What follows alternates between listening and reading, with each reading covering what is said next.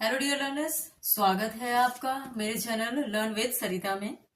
आज हम र के विभिन्न रूपों के बारे में पढ़ेंगे। र के विभिन्न रूप, ये हमारा रेफ की मात्रा, पदेन की मात्रा और ये भी एक पदेन की मात्रा है।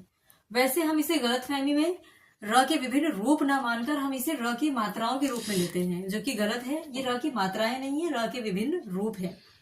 ठीक है, तो पहले उस मात्राओं को शुरू करने से पहले एक चीज मैं आपको बता देना चाहती हूँ। हमारे पास जितने भी व्यंजन होते हैं, चाहे वो क है, चाहे वो जो भी व्यंजन है, हर व्यंजन के साथ एक स्वर हमारे साथ हमेशा जुड़ा होता है। और वो स्वर कौन सा होता है? वो स्वर होता है हमारे पास अ हमेशा हर व्यंजन के साथ जुड़ा हुआ है।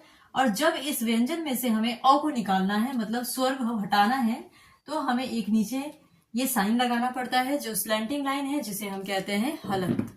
मतलब कि जब हमें किसी वर्ण को आधा करना है तो हमें वर्ण के नीचे एक हलंत का प्रयोग करना है, तभी वो वर्ण आधा होगा।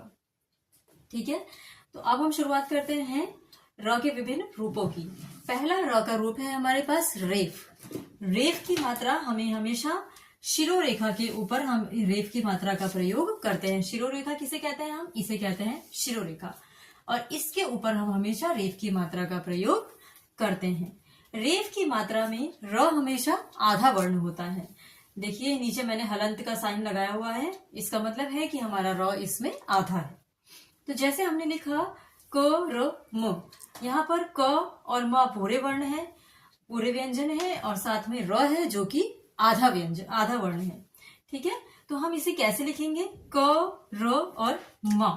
मतलब कि जब रेफ की मात्रा का वर्ण रेफ हमें लगाना है, रेफ वाला र हमें लगाना है, तो हमें इसे क, फिर आगे आने वाले व्यंजन, जो भी आगे व्यंजन आ रहा है उसके ऊपर हम इसका प्रयोग करेंगे और बोलेंगे उस व्यंजन से पहले।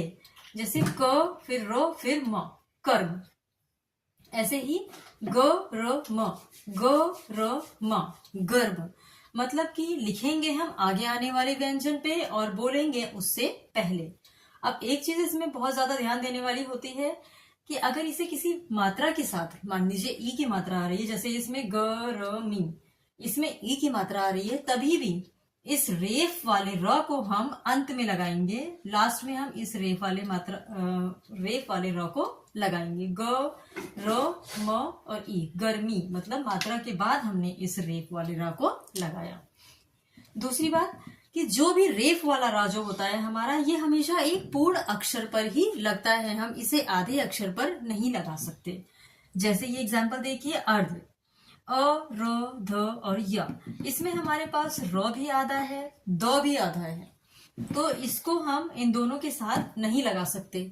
इसीलिए हमने इसको इस य के साथ लगाया है। ये देखिए, य के साथ हमने रेफ वाले र का प्रयोग किया है, क्योंकि रेफ वाला र हमेशा व्यंजन जो पूर्ण होगा व्यंजन, उसी के साथ लगाया जाएगा। अब आते हैं हम आगे आने वाला पदेन रा।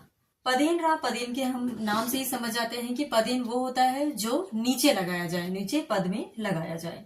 तो पदेन रा के साथ हमारी सिचुएशन क्या होती है कि पदेन रा में र पूरा होता है, उससे पहले आने वाला जो वर्ण होता है वो आधा होता है। जैसे कि एग्जाम्पल देखिए, क्रम। अब इसमें क्रम में हमारे पास क आधा है, ये मैंने क के नीचे हलंत लगाया है। इससे हमें पता चल गया है कि इसके नीचे हमने हलंत लगाने से पता चलता है कि इसके साथ हमने स्वर जो था वो हटा दिया है, मतलब कि इस वर्ण को हमने आधा कर दिया है। तो क आधा, फिर र पूरा, और यहाँ पर म पूरा। तो ये पदेन र में हमेशा जो र होता है वो पूरा होता है और उसके आगे आने वाला व्यंजन हमेशा आधा होता है। तो इसका प्रोनाउंसिएशन कैसे करते हैं हम? क्रम, उसी के साथ हम इसको बोलेंगे, क्रम।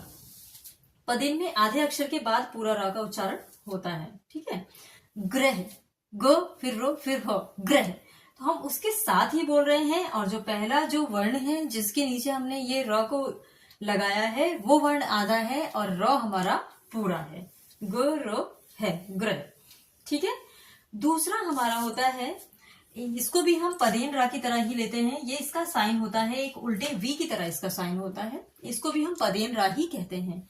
ये किन अक्षरों के साथ किन वर्णों के साथ होता है? जो हमारे घुमावदार वर्ण होते हैं उनके साथ हम इसका इस्तेमाल करते हैं। जो भी घुमावदार वर्ण होंगे उनके साथ इसका इस्तेमाल होगा, और इस पदेन रा का उनके साथ इस्तेमाल होगा जो खड़ी पाई वाले वर्ण होते हैं, उसके साथ इनका इस्तेमाल होता है। घुमावदार में जैसे छ, ट, ठ, ड इनका प्रयोग होता है। तो जैसे हमने लिखा ट्रक, ट, फिर नीचे ये र, फिर का। हमने लिखा ड्रम, ड, फिर र, फिर म, ड्रम। और मोस्टली हम ये देखते हैं कि ये जो र होता है ये ज्यादा से ज्यादा हम उन इंग्लिश वर्ड्स के साथ यूज करते हैं, जो इंग्लिश के वर्डों को जो हम हिंदी में बोलते हैं। ट्रक हो गया, ड्रम हो गया, ट्रेन हो गया, इन वर्णों के साथ इस वाले रा का अधिकतर प्रयोग किया जाता है। तो ये हमारा पदेन रा के अंदर ही आता है, और ये घुमावदार अक्षरों के साथ इसका प्रयोग किया जाता है। तो आपको अगर मेरा कंटेंट समझ में आया हो, आपको पसंद आया हो, तो please like and subscribe my channel and follow for more.